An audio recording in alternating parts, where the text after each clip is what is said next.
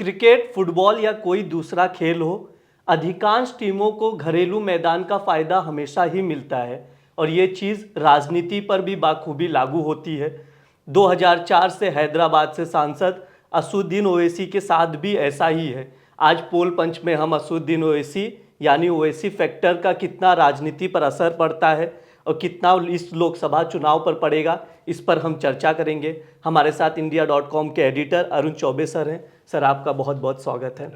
Sir, Telangana से शुरू करते हैं। हैदराबाद सीट, तेलंगाना में कुल 17 लोकसभा सीटें हैं। 16 पर तो कांग्रेस, बीआरएस और भाजपा लड़ेगी, लेकिन एक सीट क्या लग रहा है इस बार भी ओवैसी? उस सीट पर पहले चर्चा के पहले एक बात मैं बताऊंगा कि असदुद्दीन ओवैसी जो कि एक मुखर आवाज़ है बिल्कुल मुस्लिम हितों की बात करने के लिए देशव्यापी स्तर पर आप कह सकते हैं। और हैदराबाद की जहाँ तक आप बात करें, हैदराबाद में वो लगातार 2004 से जीतते रहे हैं, तो उसका सबसे बड़ा फैक्टर है कि वहाँ पर 59% 60% वोट बैंक जो है वो मुस्लिम पॉपुलेशन का है। सर, हाँ। तो वो भी एक बहुत बड़ा फैक्टर है और उसके वो निर्विवाद नेता हैं वहाँ पर, कम से कम उस जगह पे तो वहीं हैं। बाकी भी राज्यों में जब भी मुस्लिम हितों की बात होती है, चाहे वो राजस्थान हो, उत्तर प्रदेश हो, बिहार हो, इवन महाराष्ट्र में भी, तो वहाँ पर भी उनकी आवाज़ वहाँ वो पहुँचते हैं और उनकी आवाज़ जो है प्रमुख तरीके से सुनाई पड़ती है। तो देशव्यापी स्तर पर उनकी एक आवाज़ है। मुस्लिम जनमानस के एक बड़े नेता हैं वो। तो इस तरीके से उनका एक जबरदस्त प्रभुत्व भी है देश की राजनीति। उनके पिताजी भी तो 6 बार वहाँ से सांसद रहे थे। जी हाँ, वो इंडिपेंडेंस के बाद से वहाँ पर वो लगातार उस हैदराबाद। लेकिन सर, एक चीज़ है कि भाजपा की ओर से जो तेज तर्रार नेता माधवी लता इस बार खड़ी हुई है हैदराबाद में, ये आप किस तरह से देखते हैं? क्या उन्हें टक्कर दे पाएंगी? देखिए, अगर आप टक्कर की बात करते हैं और वोट बैंक की बात करते हैं तो उसमें सामने नहीं बैठता है, लेकिन आप दूसरे फैक्टर्स लें जहाँ की वहाँ की स्थिति जो बैकवर्डनेस है, एजुकेशन का आप डेटा लें, जिस तरह की बैकवर्डनेस है, महिलाओं की स्थिति को लेकर आप देखें तो वो एक अजीब सी स्थिति बनी हुई है। तो बीजेपी के फेवर में क्या जाता है? बीजेपी के फेवर में ये जाता है कि उन्होंने ट्रिपल तलाक पे एक बड़ा कानून लाया। बिल्कुल। तो जिसकी वजह से वो जिस तरह से कि प्रधानमंत्री मोदी अपनी ज़्यादातर सभाओं में, अभी अब 2 दिन पहले की भी जनसभा में भी राजस्थान में भी देखेंगे, जिस तरह से उन्होंने और भी जो विभिन्न जगहों पे वो जाते हैं तो जहाँ पर मुस्लिम जनमानस है उसको एड्रेस कहते हैं, तो उन्होंने जो ऐसा नहीं वो कहते हैं कि मैंने एहसान किया महिलाओं पे, बिल्कुल वो कहते हैं कि मैं मुस्लिम समाज का मैंने नुकसान होने से बचाया है। क्योंकि अगर वो कोई आप अगर घर की कल्पना करें तो पिता जो है अपनी बेटी को अगर कहीं भेजता है शादी करके और वो डरा हुआ रहता है कि साहब साल भर बाद तलाक होके चली आएगी, तो आप ये नहीं समझते हैं। आप देखिए, पूरे मुस्लिम समाज के लिए ये जबरदस्त डेवलपमेंट तो थी ही। और उसमें शायद उसमें बहुत से लोग ऐसे हैं जो कि जो धार्मिक कह सकते हैं कट्टरता की वजह से आगे होके नहीं आ रहे थे, धर्म उनके लिए प्रथम हो जा रहा था। लेकिन इस सुधार ने जो है मुस्लिम जनमानस को अंदर से हिलाया तो ही है। वही एक बहुत बड़ा फैक्टर है। महिलाएं जो हैं, अगर महिलाएं अगर वोट करती हैं मुखर तरीके से, जो कि आपने देखा होगा इस समय ज़्यादातर, चाहे दिसंबर में जो 4 असेंबली इलेक्शन का रिजल्ट आया उसमें आपने देखा, या इस समय जो लोग उम्मीद कर रहे हैं कि महिलाएं आगे बढ़ चढ़ कर वोट करेंगी, तो वो एक बहुत बड़ा डिसाइडिंग फैक्टर होगा, जो कि साइलेंट वोटर भी है। तो वो ओवैसी के लिए परेशानी का कारण हो सकता है। तो सर, हैदराबाद तो ठीक है, चलो यहाँ से जीत जाएगा। आपको लगता है कि सीटों का विस्तार होगा और सीटें? मैंने ये नहीं कहा कि वो जीत सकती है। अच्छा। मैंने ये कहा कि हैदराबाद की सीट में 60% मुस्लिम पॉपुलेशन है। हाँ। उसमें से कितने परसेंटेज को वो अट्रैक्ट करती हैं। हाँ। और जबकि वहाँ पर एक असेंबली सेगमेंट है जिससे कि टी राजा जो है बीजेपी के जीतते रहे हैं। हाँ। तो वो एक सेगमेंट है जहां पर बीजेपी हमेशा जीतती रही है, मतलब टी राजा के रिप्रेजेंट करते रहे बीजेपी कैंडिडेट के रूप में। तो ओवरऑल पार्लियामेंट्री कॉन्स्टिट्यूंसी में जहां की तकरीबन 7 असेंबली सीट्स हैं उसमें, बिल्कुल, तो उसमें कितना प्रभावी होंगी ये बहुत इंटरेस्टिंग होगा। ये लेकिन मुश्किल है कहना कि उनके गढ़ में जो है ओवैसी को हरा दिया जाएगा। अभी this is too early to say. इसके बाद महाराष्ट्र की ओर चलते हैं। महाराष्ट्र में आप किस तरह से देखते हो ओवैसी फैक्टर को? क्योंकि हैदराबाद में एक सीट जीतते आई है, उसके बाद दूसरी जो लोकसभा सीट है वो महाराष्ट्र का औरंगाबाद जीती थी AIMI। तो आप इस तरह अभी महाराष्ट्र में कितना इस फैक्टर को देखते हो ओवैसी का? ओवैसी का फैक्टर महाराष्ट्र में अगर आप देखेंगे तो औरंगाबाद की सीट है। हाँ, बिल्कुल। यहाँ की तकरीबन 27% मुस्लिम वोट बैंक है वहाँ पर। वो अगर किसी और वोट बैंक के साथ, अगर ये किसी के साथ अलायंस के साथ में जाते हैं, क्योंकि इस समय आप देखेंगे कांग्रेस ने जो है एनसीपी का एक धड़ा, कांग्रेस पार्टी और शिवसेना का एक धड़ा, बिल्कुल सर। तीनों एक साथ में लड़ रहे हैं, तो वहां की उस सीट पर जो है कांग्रेस के साथ जो है, और मुस्लिम वोट बैंक आप जानते हैं कि वो ज़्यादातर बर्बाद नहीं होता है, वहाँ स्ट्रेटेजिक वोटिंग होती है, जो विनिंग कैंडिडेट होता है उसके साथ वो लोग जाते हैं। तो अगर ऐसी स्थिति बनती है तो AIA जो ऑल इंडिया इनकी जो पार्टी है AIMIM, उसके कैंडिडेट के लिए इस बार तो मुश्किल हो सकती है, इस बार अच्छा, मुश्किल होगा। उसके उस कैंडिडेट के लिए भी मुश्किल है इस बार जीतना। इसलिए मुश्किल हो सकती, मैंने कहा कि इम्तियाज जलील थे जो पिछली बार जीते थे। वो पिछली बार जिस स्थिति में देखिए कि पिछली बार की स्थिति ये थी कि वो वहां से लड़े, और उनका जो है एक तरह से देखा जाए तो मेन मुकाबला जो है हुआ करता था कि एनसीपी कांग्रेस वर्सेस शिवसेना और बीजेपी, बिल्कुल दो तरफा मुकाबला था। उसमें उनके पीछे साइलेंट तरीके से जो है दूसरे अलायंस ने मदद की मुस्लिम कैंडिडेट को जीतने में, देखा जाए तो वो अपने एक तरफा अपने पर्सनल करिश्मे पे नहीं, वहाँ एक स्ट्रेटेजिक वोटिंग के तहत आप कह सकते हैं कि उनकी जीत को आप मान सकते हैं। वो इस बार थोड़ा सा फैक्टर बदल गया है। इस बार बीजेपी भी जो है विभिन्न, जहाँ इस समय इस बार जो है महाराष्ट्र की राजनीति में आप देखेंगे कि सोशल बेस जो है टकरा रहा है। अच्छा, सोशल बेस टकरा रहा है, आइडियोलॉजिकल बेस टकरा रहा है। इसलिए मैं कह रहा हूँ क्योंकि आप एनसीपी के दो फैक्टर हुए, तो उनका सोशल बेस एक है, आइडियोलॉजी एक तरह की थी, तो जाहिर सी बात है चाहे पवार के साथ, अजीत पवार के साथ एक वोट बैंक गया, एक वोट बैंक शरद पवार के साथ, बेस तो एक है, आइडियोलॉजिकल कमिटमेंट एक था, तो वो टकराएगा।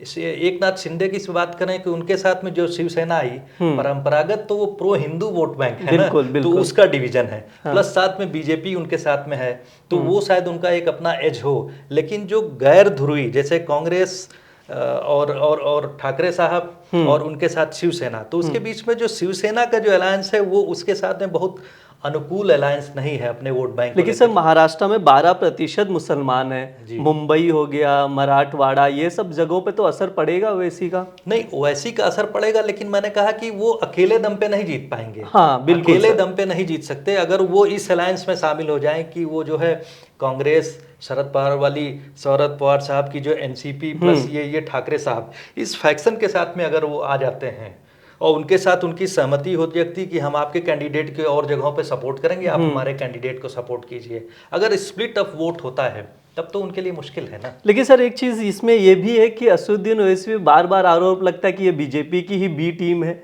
ये कितना वो राजनीतिक रूप से आप इसलिए कह सकते हैं कि महाराष्ट्र में भी अगर उस अलायंस के साथ वो चले जाते हैं तब इस उससे आप उबर जाते हैं। अदरवाइज आप अकेले अगर लड़ते हैं, अपना कैंडिडेट खड़ा करते हैं जो कि जो है कांग्रेस और एनसीपी अलायंस का अगर वोट काटता है, तो जाहिर सी बात उसमें मदद किसको होगी? उसमें बीजेपी और एकनाथ शिंदे वाले शिवसेना फैक्शन की मदद होगी। तो इस तरीके से आप कह सकते हैं कि वो वोट कटुआ वहां पर हो जाएंगे, उनका कैंडिडेट हो जाएगा, इसीलिए उनको बी टीम हर जगह कह दिया जाता है। दो राज्यों की बात की, अब हम बिहार की भी बात कर लेते हैं। वहाँ जो AIM के अध्यक्ष हैं वो भी किशनगंज सीट से इलेक्शन लड़ेंगे इस बार। ओवैसी का कितना असर है बिहार की राजनीति में? बिहार की राजनीति में अगर 2020 का असेंबली चुनाव देखें आप, तो सीमांचल रीजन जो कि जहाँ से किशनगंज सीट भी उसी रीजन में आती है, तो वहाँ पर जो है मुस्लिम पॉपुलेशन, जैसे वहाँ पर 50% करीब किशनगंज में भी तकरीबन पॉपुलेशन है, मुस्लिम वोट बैंक है वहाँ पर। तो उस रीजन में जो है इन्होंने 5 सीट जो है जीती थी, 5 सीट जीती थी। बाद में उनके लोग जो है 4 को तो तोड़ ही दिए जो चले गए लोग, तो वो एक अलग फैक्टर है। तो वहाँ पर मुस्लिम वोट बैंक का एकाधिकार किसके पास में है? उन्होंने जो पिछले असेंबली इलेक्शन में जीता था, तो असेंबली और लोकसभा इलेक्शन के फैक्टर्स अलग अलग हो जाते हैं, वहाँ एकाधिकार नहीं है। लेकिन अगर लोकसभा इलेक्शन की बात करें तो लोकसभा इलेक्शन में अगर वोट गड़बड़ाते नहीं हैं, जो कि मुस्लिम जनमानस अक्सर यही कहता है, मैंने अभी भी कहा कि स्ट्रेटेजिक वोटिंग करता है, तो जाहिर सी बात है वो आरजेडी के साथ चला जाएगा बिल्कुल, और कांग्रेस के साथ चला जाएगा। क्योंकि कांग्रेस ने जो इस बार बहुत मुखर तरीके से अपना प्रचार किया है, राहुल गांधी ने जो अपनी पिछले साल जो उन्होंने भारत जोड़ो यात्रा की, उसके बाद जो है भारत जोड़ो न्याय यात्रा की है, उसमें भी बिहार के उन्हीं रीजन से वो होके आए हैं। बिल्कुल सर। तो इन सब स्थितियों में देखा जाए तो उन्होंने, ऐसा नहीं है, मुस्लिम जनमानस उनके साथ जुड़ा है और वो स्ट्रेटेजिक वोटिंग के तहत जो है अपना वोट बर्बाद नहीं करेगा। तो ऐसी स्थिति में ओवैसी को कहना कि वो साहब किशनगंज से उनकी सीट निकल ही जाएगी, अभी मुश्किल ही लगता है।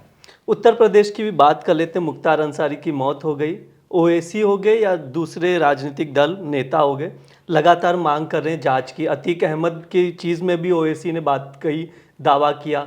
स्लो पॉइजन जो उनके परिवार वाले मुख्तार अंसारी के परिवार वाले दावा करे थे, उस चीज़ को भी दोहराया। आप इसका कितना असर देखते हैं यूपी की राजनीति में? यूपी की राजनीति में स्पेशली जो ईस्टर्न यूपी में जो है आप देखेंगे कि अफजाल अंसारी जो मुख्तार अंसारी के बड़े भाई हैं, वो लोकसभा गाजीपुर से जहाँ की उनका ईसूपुर जो है उनका अपना गांव है जहाँ से वो लोग आते हैं।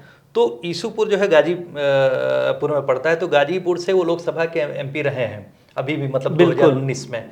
और उसके साथ ही मऊ और ये वाला जो आसपास का रीजन है जिसमें कि जो है मुख्तार अंसारी का प्रभाव क्षेत्र हुआ करता था, तो गाजीपुर आप कहेंगे कि मऊ, आजमगढ़, उसके बाद कुछ हद तक बनारस में भी वो प्रभावित है प्रधानमंत्री मोदी के चुनाव लड़ने के पहले तक। तो ये जो 2-3 जिले हैं वहाँ पर जो है इन लोगों का अच्छा खासा प्रभुत्व तो है। यही कारण है कि आप देखेंगे कि समाजवादी पार्टी से रुष्ट होके जो एक अपना दल पल्लवी पटेल ने जो है उन्होंने एक अलायंस बनाया पीडीएम।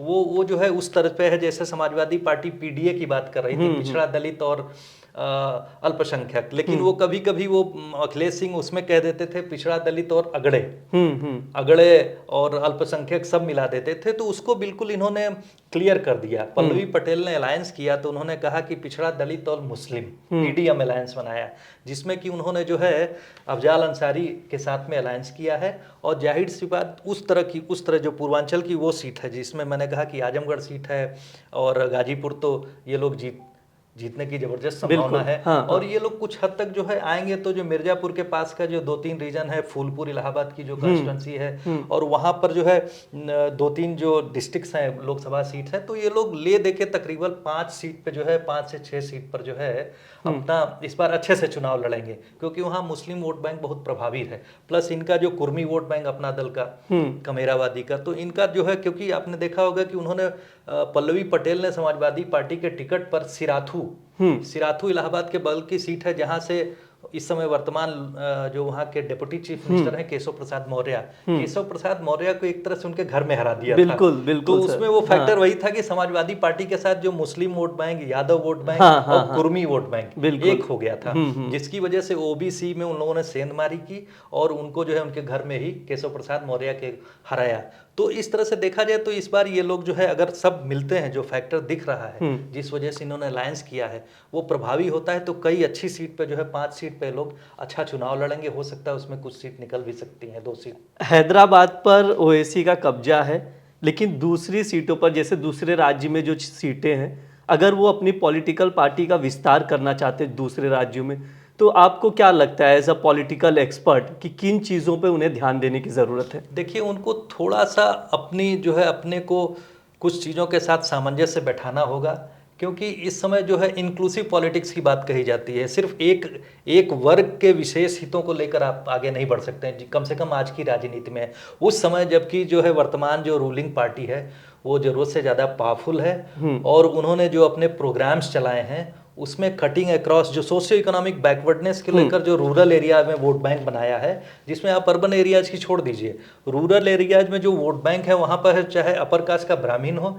चाहे नीचे का दलित हो, या जो गरीब मुसलमान सेगमेंट है, उनका जो सोशियो इकोनॉमिक स्टेटस अगर एक है तो उसको वो सारी सुविधाएं मिल रही हैं। तो वहाँ पर डिस्क्रिमिनेशन नहीं है, जिसकी वजह से वो बेस साइलेंटली जो है रूलिंग पार्टी के साथ चला गया है, जो एक परमानेंट वोट बैंक कम से कम 2 इलेक्शन में हम लोगों ने देखा है। तीसरे इलेक्शन में भी वही कॉन्फिडेंस है, जिसकी वजह से जो है रूलिंग पार्टी जो भारतीय जनता पार्टी कह रही है कि हम 400 पार करेंगे। और उसमें ऑपोजिशन की यूनिटी बहुत जरूरी थी, जिसमें कि AIMIM का जो रोल हो सकता था स्ट्रेटेजिक तरीके से, लेकिन उन्होंने कांग्रेस से जो है अपना बड़ा प्रतिद्वंदी मानते हुए उन्होंने जो है दूरी बनाई रखी। तो राजनीति में साम दाम दंड भेद अगर आप चाहते हैं तो आपको किसी न किसी के साथ अलायंस करना पड़ेगा। ये छोटे स्तर पे जो इन्होंने पीडीएम बनाया उनके साथ उत्तर प्रदेश में किया, ये बहुत बड़ा फैक्टर नहीं है। इनको अगर करना चाहिए था तो मैं सलाह की वजह से नहीं कह रहा हूँ, मैं जो एग्जिस्टिंग फैक्टर्स है उनकी वजह से कह रहा हूँ। अगर वो आरजेडी के साथ, कांग्रेस के साथ में और कम्युनिस्ट पार्टी का जो अलायंस बना है बिहार में, एग्जाम्पल के लिए दे रहा हूँ, उसके साथ जाते तो ज़्यादा प्रभावी होते। उसी तरह से अगर उत्तर प्रदेश में उन्होंने अखिलेश की अदावत कर दी, अखिलेश से नाराज हो गए, अखिलेश और इनके साथ में जाते तो इन मास शायद वेस्टर्न यूपी की भी 1-2 सीट में वो अपने कैंडिडेट के लिए रिक्वेस्ट कर सकते थे। तो जब तक ये किसी मेजर अलायंस का पार्ट नहीं होंगे तो एक बड़े नेता खुद तो रहेंगे, मुस्लिम हितों की बात करते रहेंगे, लेकिन उनकी जो पार्टी का बेस जो है जहाँ पर है वहीं पर फिलहाल सीमित कुल बना मिलाकर पॉलिटिकल में जो लाइन और लेंथ है, जैसे वो तेज गेंदबाज थे पहले, पॉलिटिकल में उनको लाइन और लेंथ सुधारने की ज़रूरत है। जी। सर शुक्रिया, आपने हमसे बात की। अगले एपिसोड में हम नए मुद्दे पर राजनीति से जुड़े पोल पंच में बात करेंगे। आप लोग भी देखते रहिए India.com। शुक्रिया, धन्यवाद।